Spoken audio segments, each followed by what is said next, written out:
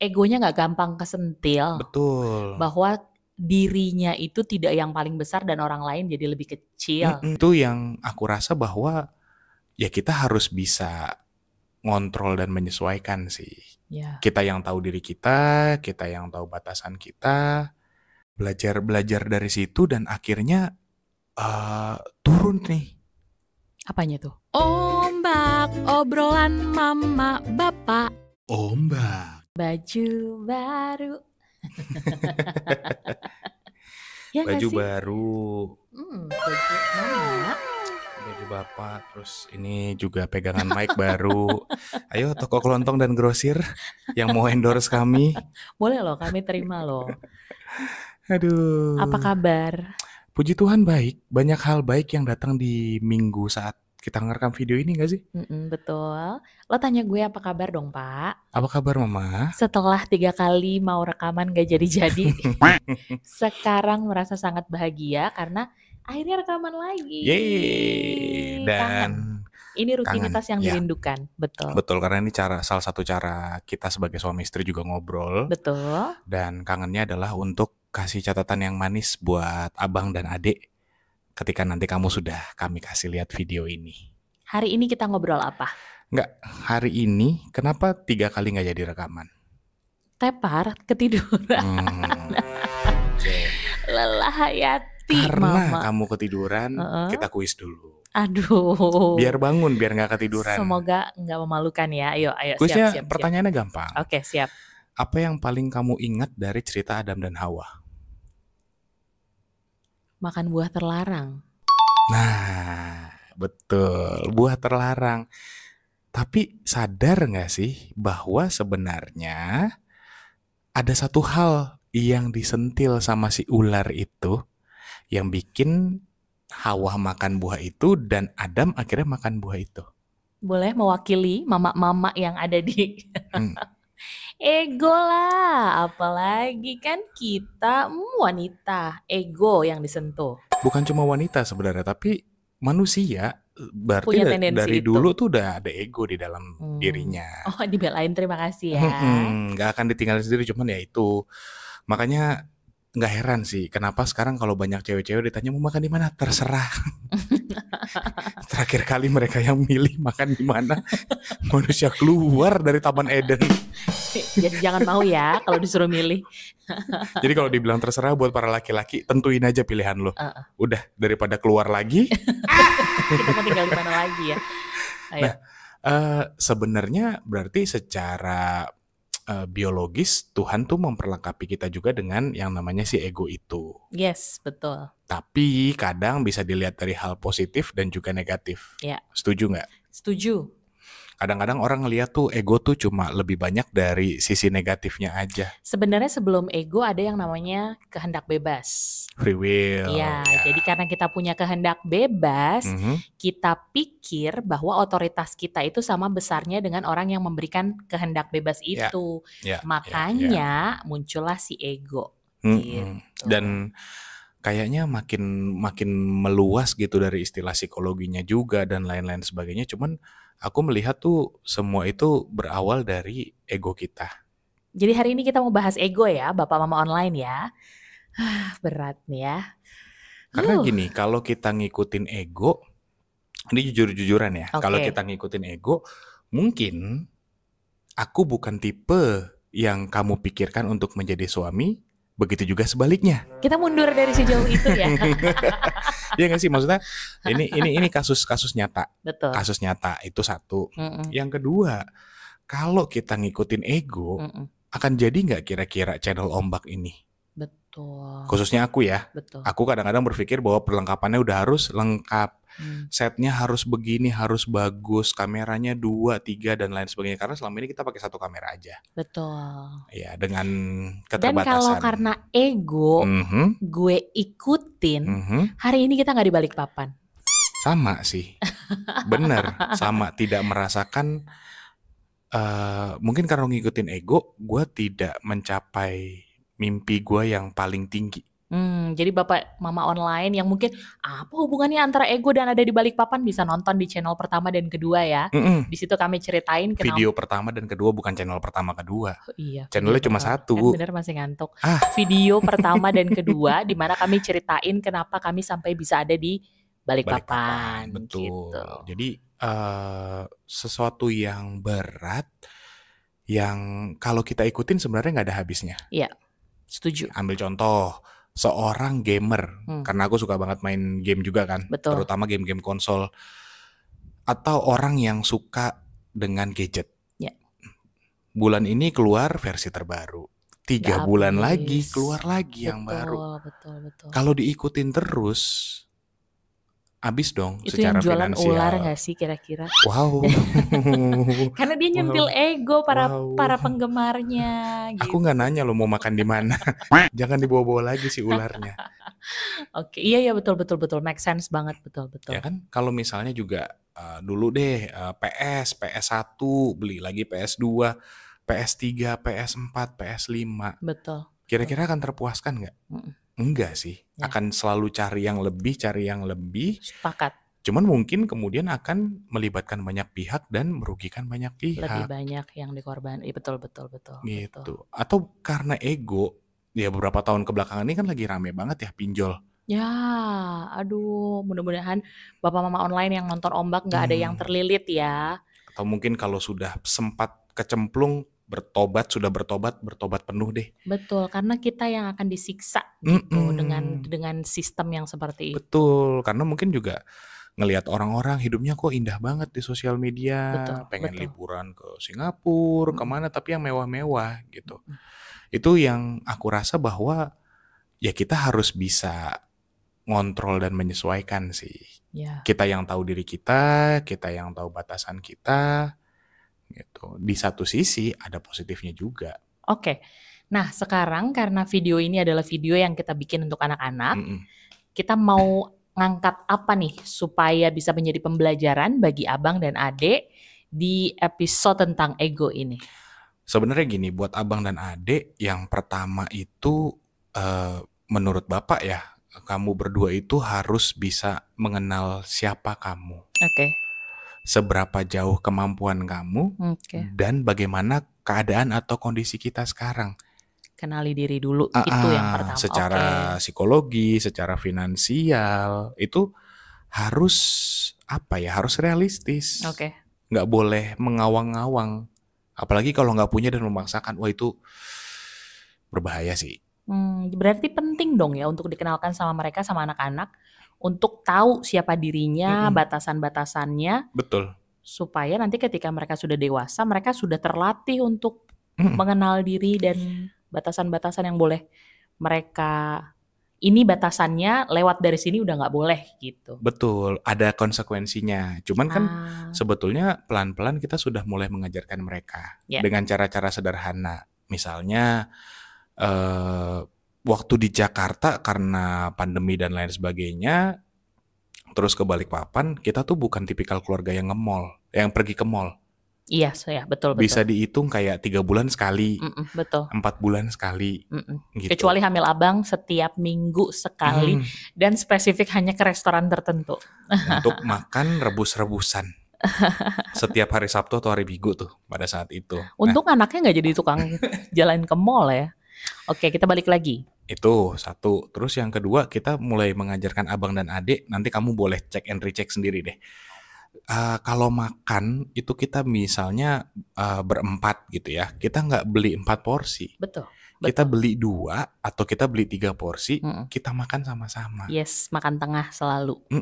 Untuk mengajarkan apa? Bahwa sesuatu yang berlebih juga nggak baik. Betul. Segini tuh ternyata cukup kok. Betul. Buat kita. Betul. Walaupun sekarang kamu masih di usia 5 dan 2 tahun pada saat video ini ya. Iya. Nggak, ya nanti kalau waktu sudah SD, SMP ya sudah punya porsinya sendiri-sendiri. Betul. Tapi itu pun Bapak dan Mama jamin bahwa tidak akan berlebih. Harus secukupnya. Melatih apa? Melatih untuk ya udah. Harus ada cukupnya. Ya. Nggak boleh berkelebihan gitu. Terus aku juga pernah cerita juga kan sama kamu bahwa aku pengen mengajarkan anak-anak itu dengan sistem reward and punishment. Karena sudah pernah kulakukan itu pada keponakan kita. Maksudnya gimana reward and punishment? Reward and punishment itu adalah Pak, aku mau beli sepatu bola baru atau aku mau beli sepatu jalan baru. Oke, nggak apa-apa, boleh. Gitu. Sepatu yang seperti apa itu dulu yang ditanya. Dan kita akan ngasih pengertian kepada mereka kenapa harus sepatu yang ini ya. Kayaknya ini bukan sepatu yang bisa kamu pakai ke sekolah. Atau kamu harus jalan-jalan terus kah? Jadi pakai sepatu ini. Itu satu. Yang kedua adalah kita akan kasih kesempatan mereka untuk membuktikan layak nggak mendapatkan sepatu itu. Apakah itu merupakan proses di mana Bapak mau melatih anak-anak untuk mengenal dirinya? Iya. Oke. Jadi pembelajarannya seperti itu. Supaya ketika mereka pengen sesuatu, mereka tahu alasannya apa. Betul. Dan mereka berhak mendapatkan itu karena mereka sudah berusaha. Gitu. Jadi nggak menggampangkan setiap situasi. Setiap hal bisa langsung. Karena itu yang bisa bikin egonya makin gede gitu. I get your point. Oke. Gitu. Jadi dites dulu nih secara nilai deh minimal. Aku mau ini, oke, misalnya 2 mata pelajaran atau 3 mata pelajaran, bisa nggak kamu dapat rentang nilai sekian? Gitu. Karena kalau dulu aku tuh selalu bikin opsi 3. Ada pilihan A, B, C. A ini adalah yang permintaan utamanya si keponakan kita, si Michelle. Lalu yang B ini pilihan keduanya.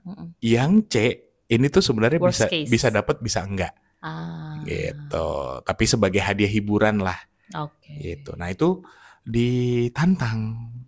Gitu. Bisa enggak? Kalau bisa mencapai, ayo dengan senang hati sekali gitu. Nggak ada keberatan sama sekali. Oke. Tanpa memaksa mereka untuk belajarnya sampai begadang-begadang, enggak. Kita normalisasi aja gitu. Semua boleh berjalan normal. Kalau nggak dapet, apakah kalian artinya gagal? Enggak gagal sama sekali. Karena sebetulnya Bapak Mama justru mau mengajarkan lebih besar dari itu. Itu tadi bahwa egonya nggak gampang kesentil. Betul. Bahwa dirinya itu tidak yang paling besar dan orang lain jadi lebih kecil. Sebenarnya prosesnya untuk itu ya Abang dan Adek ya. Mungkin Bapak Mama online juga punya cara yang lain untuk mengajarkan hal yang sama. Kami suka banget, boleh tulis juga di kolom komentar supaya kita semakin kaya nih bahwa banyak cara untuk mengajarkan generasi penerus untuk nggak punya sisi yang ego berlebih gitu. Betul. Nggak ngerasa. Karena banyak kan kasus-kasus yang misalnya dia ngincer nilai 90, nilainya cuma kurang 2 poin, 88. Dia langsung merasa gagal, nggak berharga, dan itu nggak mau deh. Nggak gitu. Nggak, bahkan kepengennya bahwa punishment-nya itu sebenarnya nggak ada. Punishment-nya itu cuman, nggak berhasil, ya sudah. Tidak keluar sekarang, tidak kita beli sekarang. Tapi fine aja, nggak ada masalah. Bumi tetap berputar gitu ya. Oke. Tetap punya sepatu yang lama itu kan? Itu untuk anak-anak? Atau masih ada lagi yang mau disampaikan untuk anak-anak? Nggak ada sih, cuman gini, Bapak dapat ini terinspirasi sebenarnya dari Opung. Itu. Tunggu sebentar. Kalau buat anak-anak udah cukup, gue jadi tergelitik. Apa yang melatar belakangi sampai Bapak memilih keputusan untuk mengajarkan anak-anak seperti itu? Kayaknya kita cerita nih tentang flashback tentang masa lalu kita. Pernah nggak dealing sama ego? How to overcome? Terus lesson learn-nya apa sampai sekarang bisa jadi pribadi yang kayak gini? Oke, jadi shalom. Jadi baru mulai bukan sih? Ibadah online. Udah dari tadi ya. Jadi ibadah online. Ya, jadi dulu punya cerita. Lucu. Terus kalau lucu basah lagi. Keringetan. Maaf ya, studionya juga memang AC-nya belum dibenerin. Kapan-kapan kita kasih kali ya. Gimana studionya? Yuk. Jadi dulu gini, Abang Adek waktu Opung Doli masih hidup dulu. Dulu tuh zamannya tahun berapa ya? Wow, Majapahit. Wow. Waduh. Dia kan umurnya juga masih berapa ya? Terus dia ngomong Gajah Mada baru mau sumpah palapa tuh pada saat itu. Enggak. Terus dia ngomongnya seolah-olah jauh banget kayak gitu. Kayak 2011 atau enggak 2011, 2009 atau 2010 lah ya. Dulu tuh terkenal banget sebelum sekarang tuh chatting tuh lebih banyak lah variannya. Dulu tuh terkenal banget yang namanya BBM. Oke. Gitu. Nah, adalah satu handphone yang wah dulu begitu keluar semua orang tuh pengen punya. Oke. Gitu. Termasuk aku mau punya karena teman-teman di kuliah dulu begitu keluar versi pertama punya langsung semuanya. Oke. Ya, terus ya udah akhirnya mintalah sama bapak. Minta beberapa hari kemudian ternyata permintaan itu tidak dipenuhi. Karena apa memang karena ekonominya nggak cukup? Cukup banget. Cukup banget. Tapi nggak tahu pada saat itu Opung Doli tuh iseng. Isengnya kenapa? 3 hari kemudian aku minta seri yang sebenarnya yang standar aja. Asal punya nih. Kalau anak-anak kan bilangnya biar nggak FOMO. Gitu. Dia beli tipe tertinggi pada saat itu yang harganya 4,5 kalau nggak salah. Untuk siapa? Untuk dia. Oh iya, iseng gitu. Dicas di ruang tamu gitu kan. Oke. Pulanglah dari kuliah. Waktu itu udah kuliah sambil kerja, jadi pulang kuliah terus kerja, pulang ke rumah. Wih, seneng dong. Wah, ini nih dibeliin yang ini ternyata. Kirain kan GR. Kirain baik banget, minta yang apa dikasih yang lebih gitu. Tanya, Pak, handphone siapa? Handphone Bapak. Lah. Terus kan aku minta yang ini kemarin. Ya udah ini punya Bapak dulu. Oke, dah. Masuk ke kamar kesel apa segala macem gerendengan. 2 hari kemudian mama tuh ajak ngobrol. Opung Boru ajak ngobrol. Udah gini aja deh. Kamu itu kan sekarang sudah bekerja di radio kampus. Oke. Kamu punya punya gaji bulanan. Yang mana memang penghasilan bulanan ini waktu itu Opung Doli dan Opung Boru tidak pernah potong. Jadi bukan kayak kamu udah kerja ya udah itu buat ongkos kamu, buat jajan kamu, enggak. Itu aja ketika kamu dapat setor ke mama. Mama kumpulin selama misalnya 3 bulan. Nah, nanti dari uang itu selama 3 bulan Bapak sama Mama tambahin. Untuk beli. Kejadian lah, singkat cerita kejadian 3 bulan itu. Dan ternyata memang rasanya tuh lebih. Oh gini rasanya. Penundaan itu justru membuat rasa bahagia yang berlebih-lebih lagi gitu ya. Dan jadi lebih menjaga kepunyaannya. Karena bukan barang yang didapatkan secara gratis kan. Kalau nggak salah aku sempat punya handphone itu sekitar 5 tahun. Salah satu rekor sih punya handphone yang sepanjang itu. Walaupun layanannya sudah berhenti, tapi handphonenya masih ada. Dalam kondisi yang baik. Oke. Nah, yang ditambahin lebih banyak atau lebih sedikit daripada yang Bapak setor? 2/3-nya. Oh, berarti lebih besar. Emang sebenarnya niatnya pengen ngasih, tapi anaknya harus punya effort dulu. Gitu. Oke. Wah, bagus tuh. Sebenarnya mungkin bisa kita contoh. Belajar dari situ dan akhirnya turun nih. Apanya tuh? Egonya. Apa? Lagi bahas, tiba-tiba turun. Apa yang turun? Hidayah. Egonya. Yang begini-begini nih kangen, bikin rindu untuk syuting sama Bapak. Karena mau di belakang kamera, mau di depan kamera, turun. Lucunya. Kacau nih orang nih. Nih kalau udah mulai ketawa nih sampai akhir episode. Udah gitu, Bapak nih kalau ketawa. 2000 years later. Shalom. Pada saat itu secara ekonomi mungkin ngerasa bahwa kayaknya bokap gue tuh bisa ngasih apa aja deh. Iya. Yang gue mau gitu. Tapi ternyata dengan cara itu ego itu tuh turun sendiri. Memang harus berjuang dulu. Gitu. Lo berjuang untuk suatu hal yang ingin lo dapatkan. Yang lo inginkan. Apa perjuangannya? Banyak hal. Gitu. Tapi seenggaknya dimulai dengan berjuang. Gue punya pantun pikiran enggak dong yang mau men-challenge statement Bapak tadi ya. Kalau itu terjadi sama orang lain, mungkin dia bereaksi sebaliknya. Betul. Artinya mungkin menjadi memberontak atau merasa marah atau merasa kehilangan respect sama orang tuanya. Nah, gue berpikir apakah mungkin jauh sebelum itu memang Bapak sudah terlatih untuk diturunkan egonya. Karena begitu di challenge seperti itu, reaksi Bapak tuh justru mau membuktikan gitu. Ada gak sih pembelajaran yang kalau sekarang Bapak flashback, kayaknya ini deh yang ngebentuk gue, emang dari dulu tuh gue sudah dilatih sama orang tua gue. Nah, cuman kadar yang semakin tinggi, jadi Bapak tuh tidak bereaksi yang sebaliknya, karena sangat mungkin bahwa ketika orang tua memperlakukan seperti itu, anak-anak merasa dihianati dong. Gua mau, kenapa lo nggak nyiapin? Kan lo punya uang. Iya, akhirnya defensif gitu. Kalau Bapak mundur lagi sedikit lagi, kira-kira menemukan apa ya? Sebenarnya gini, dari dulu aku kan tipikal anak yang bahkan dulu ketika lewat toko mainan tuh karyawannya bapak mama tuh sempat bilang, ranjau bu, ranjau. Kenapa tuh? Ada toko mainan, karena kalau udah masuk ke toko mainan pasti beli. Bukan pasti beli, pasti tantrum sampai dibeli. Oke. Gitu. Justru backgroundnya waktu kecil begitu. Akhirnya melalui serangkaian kegiatan VOC parenting, diomelin, dicubit, ya gitu-gitulah. Berhenti pelan-pelan. Oke.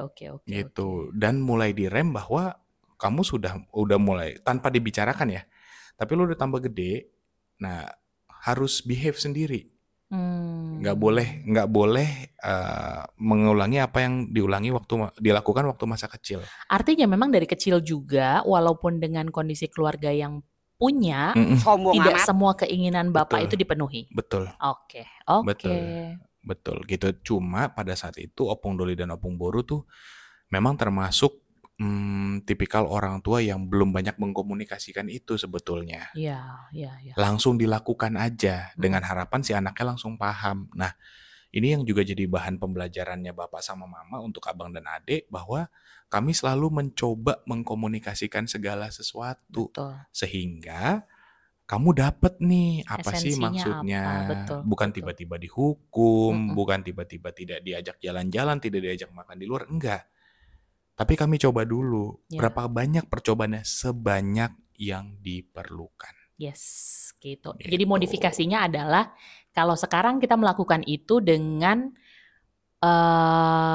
penjelasan yang lebih mudah dimengerti anak-anak, gitu ya. Nah, kalau dari sisi kamu? Oke.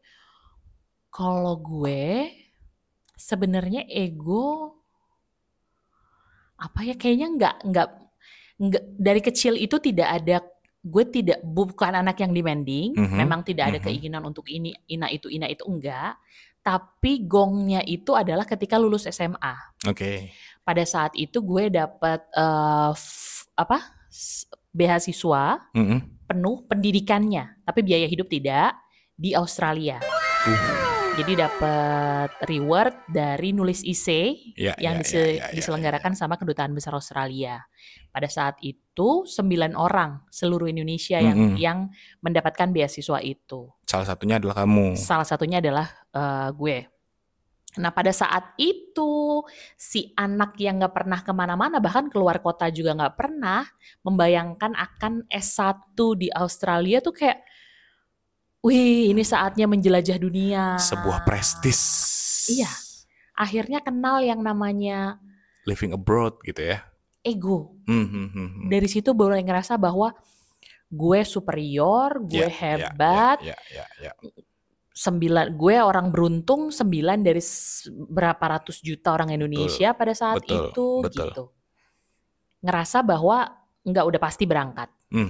Sampai akhirnya mengkomunikasikan sama orang tua. Dan responnya adalah nggak usah. Karena pertimbangan mereka pada saat itu adalah kayak tadi, nggak pernah keluar kota. Begitu keluar negeri, yang paling mungkin terjadi adalah shock culture.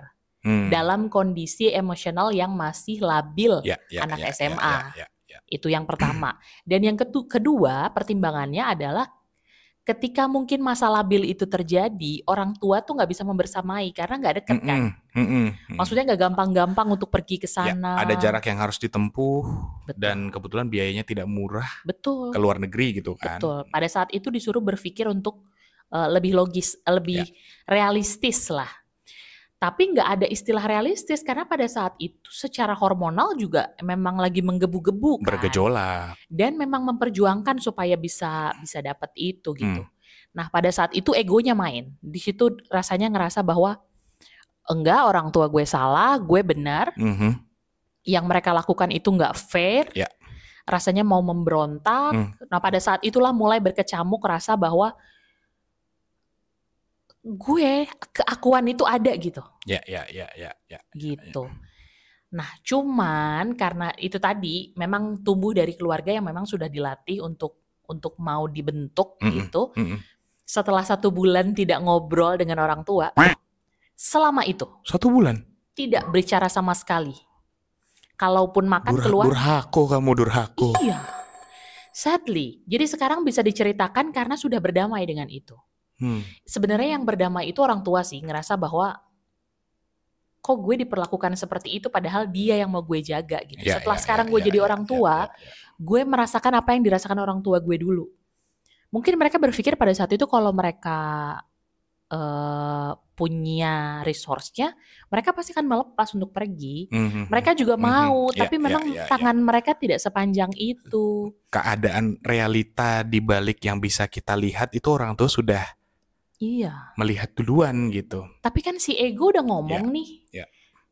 Gitu. Bahkan yang paling berat waktu itu gue bilang bahwa orang lain di luar sana disekolahin tapi gak sekolah. Gue nyari sendiri tapi gak diizinin gitu. Dengan kondisi itu bukan cuman gue tidak bicara selama 1 bulan sama orang tua gue. Dua-duanya nih? Dua-duanya. Oke. Yang lebih mengerikan lagi adalah gue tidak daftar SPMB. Wow. Jadi gue tidak mau sekolah sama sekali. Mungkin kalau sekarang namanya gap year ya. Gue tidak mau sekolah sama sekali sampai akhirnya bapak sama mama mendaftarkan gue untuk masuk ke sekolah swasta yang ada di Bandung. Institut teknologi nah itulah. Gitu. Gue nggak boleh sebutin instansinya.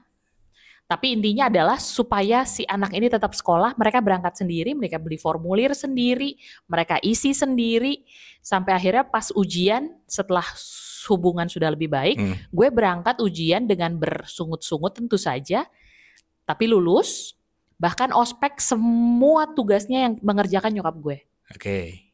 Gitu, jadi pada saat itu gue baru merasa bahwa itu puncak di mana ego, keakuan, bahwa gue yang bener, lo salah, nggak ada jalan lain, nggak ada cerita lain, yang paling benar adalah gue korban, lo pelaku. Oke. Pada masa itu. Ya. Dan baru belajar setelah menjadi orang tua bahwa sebenarnya orang tua itu punya lebih banyak pertimbangan daripada anaknya. Kalau memang itu yang terbaik, sebenarnya mereka orang yang paling depan untuk memberikan itu. Betul.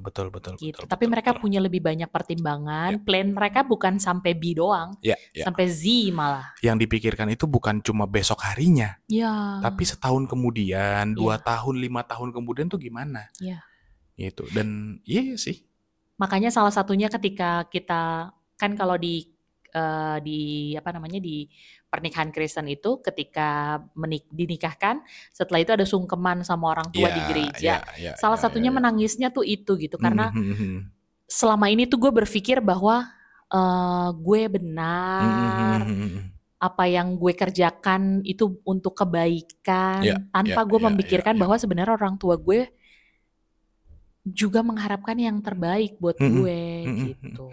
Jadi emang pembelajaran yang bisa kita ambil, sabar dulu, tarik nafas dulu, ngobrol dulu deh. Sebelum menilai, sebelum marah, ngacak-ngacak barang dan lain sebagainya yang mungkin akan menimbulkan kemarahan-kemarahan lainnya. Betul. Gitu. Dan buat aku, setelah aku sadari juga sebagai orang tua, memang sebetulnya VOC-nya orang tua yang dulu pada saat mendidik kita, ternyata mereka punya level kesabaran, di mana juga mereka punya strategi di dalamnya. Betul. Mereka kenal betul siapa anaknya. Betul. Bagaimana kemudian mengelola emosi anaknya. Yuk, kayak tadi 1 bulan, oh ya sudah kita biarin aja dulu. Dikasih ruang. Dibiarin aja dulu. Karena kan sebenarnya ya di keluarga Batak gitu ya. 1 bulan nggak ngomong, tipek nama dari kartu keluarga. Iya. Jadi sebelum kita melangkah lebih jauh, mungkin ada nih, sebenarnya gue udah melakukan riset nih. Jadi penontonnya Ombak tuh biasanya memang betul-betul keluarga muda atau orang-orang yang sudah menikah dan punya anak yang relate.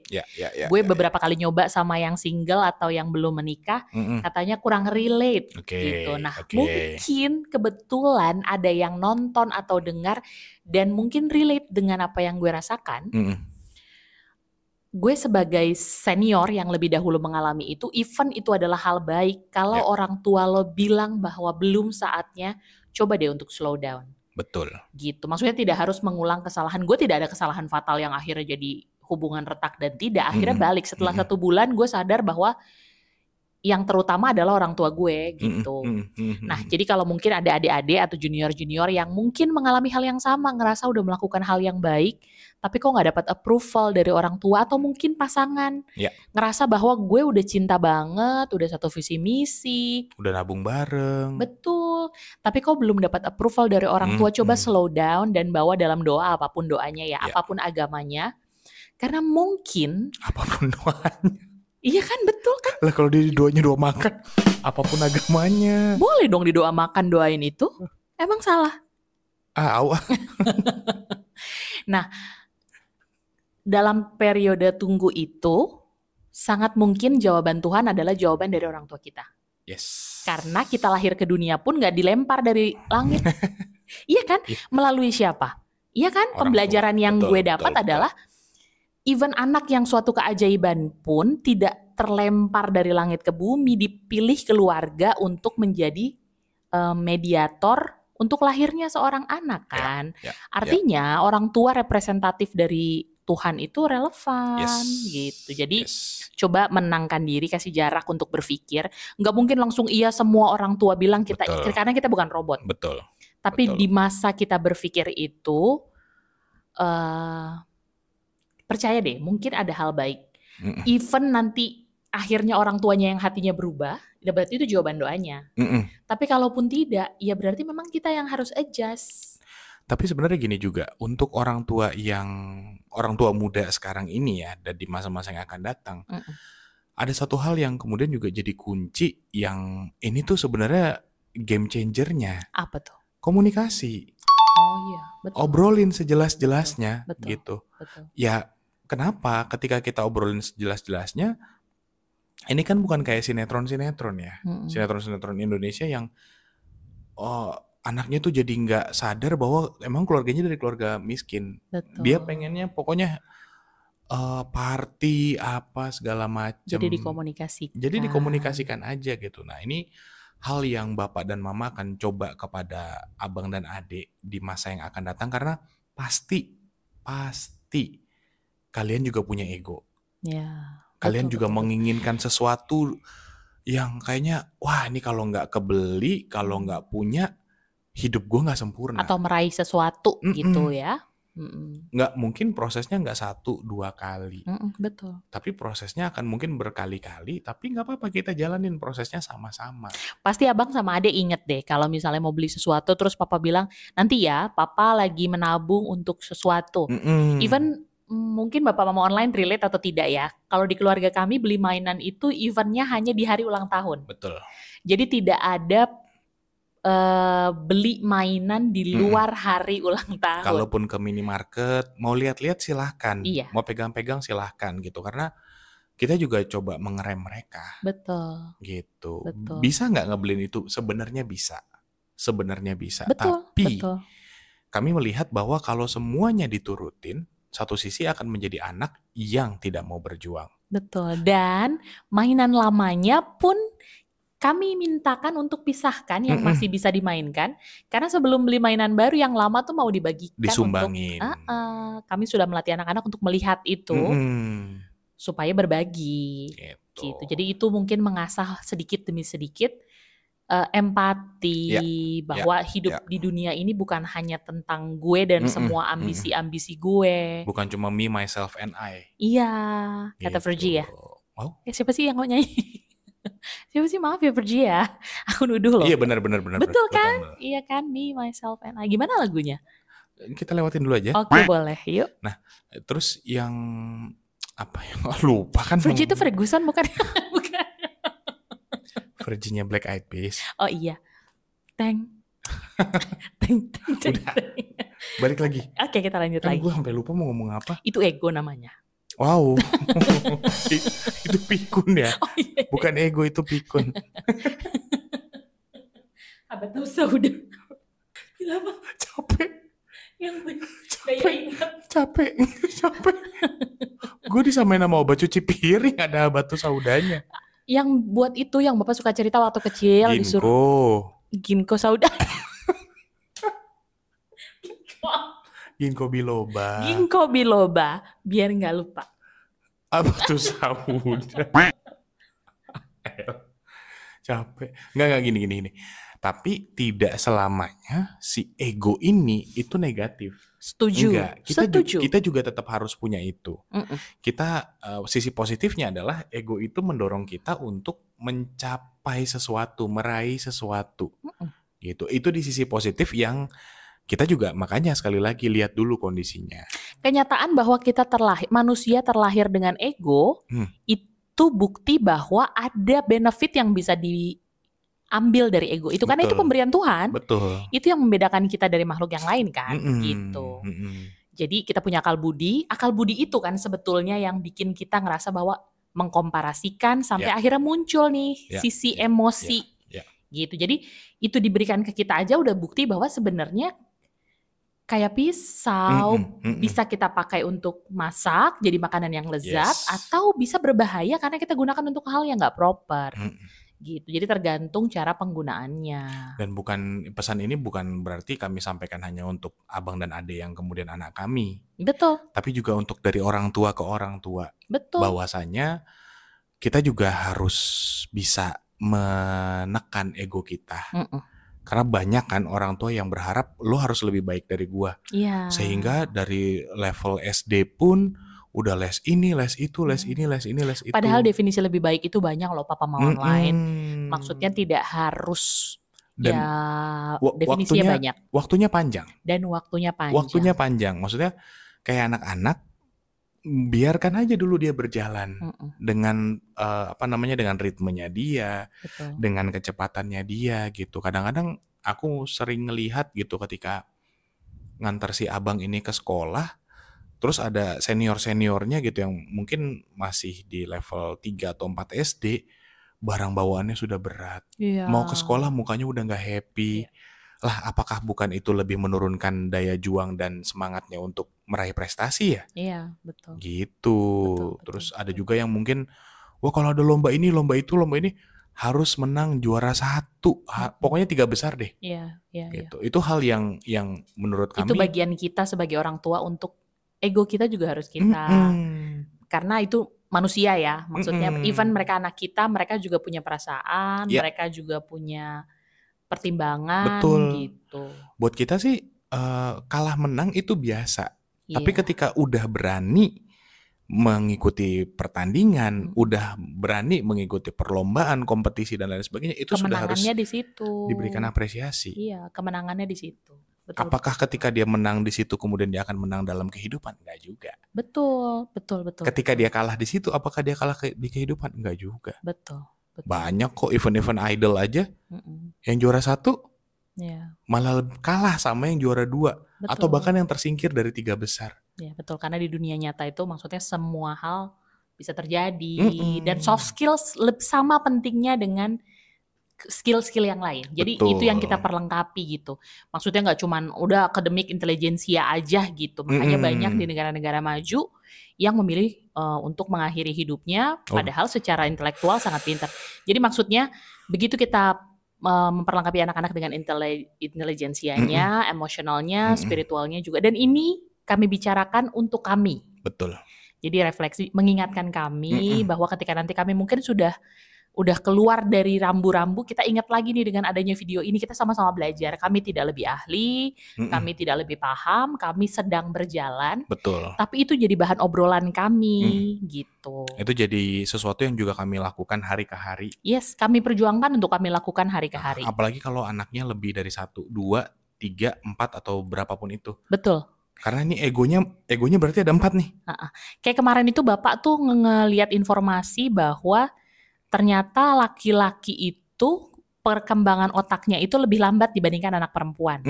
Jadi makanya anak perempuan itu dari kecil lebih dulu bisa menulis, lebih berbicara. Betul, konsentrasinya itu anak laki-laki setelah agak besar. Gitu, dia baru sadar, oh pantas gue SMA baru pintar gitu. Nah akhirnya Bapak waktu itu bilang itu. Iya. Setelah, maksudnya semakin besar justru akademis gue tuh semakin baik. Nah itu kayaknya lebih enak menyampaikannya ya. Oke.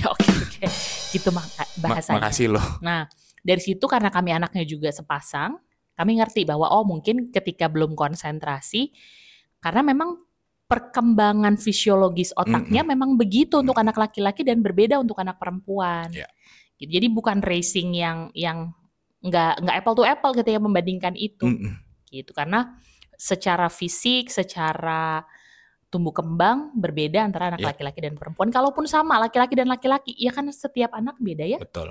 Gitu. Kenapa harus dikomparasikan? Tapi aku punya satu pesan untuk abang dan adik yang bagaimana ini kemudian mudah-mudahan membuat kamu berdua menjadi hidupnya tidak lebih tertekan, lebih damai, lebih tenang. Penting gitu. Itu bahwa hidup itu bukan perlombaan. Hidup itu bukan perlombaan. Bukan siapa yang sampai duluan. Enggak, bukan itu. Tapi bagaimana kemudian perjalanannya ini sampai ke garis akhir nanti. Gitu. Karena kalau semua orang mau balapan, bahaya gitu loh. Semua pengen cepat karena mengambil pembelajaran dari kami tidak membiasakan kamu berdua memakan fast food. Yaitu multiproses apa segala macam. Sekarang sih nggak bahaya, 10-15 tahun ke depan. Tapi efek ke depannya. Siapa yang tahu? Gitu. Jadi sama-sama Bapak dan Mama harapannya adalah kami berdua panjang umur. Amin. Untuk sehat dan panjang umur. Menjadi orang tua kamu berdua. Kalau itu tidak bisa dipungkiri. Tapi yang kami pengen selain sebagai orang tua, kami pengen menjadi sahabat buat kamu berdua. Yes, amin. Betul. Kamu bisa berbagi apapun itu. Dan kami bisa belajar banyak hal juga dari kamu berdua. Yes, betul sekali. Sehingga bukan cuma kami mengelola emosi kamu. Kamu berdua juga bisa membantu kami mengelola emosi kami. Mengenal diri kami lebih lagi. Iya, betul. Gitu, sehingga sama-sama kita belajar mengelola ego kita. Ketemu tuh nggak harus pakai teriak-teriak, nggak harus pakai diem-dieman. Kita duduk bareng. Mungkin nggak di meja makan. Jangan di meja makan, di kursinya aja. Iya, benar. Nggak sopan, lebih ke nggak sopan aja sih anak-anak ya. Susah nih. Mungkin pergi ke coffee shop atau adik nyalon sama mama. Apa tuh? Wakil wali kota. Karena kalau nyalon sama bapak nggak bisa. Bikin baliho nanti keluar komplek ada foto mama sama adik lagi nyalon. Udah. Sampai jumpa obrolan mama bapak. Ombak.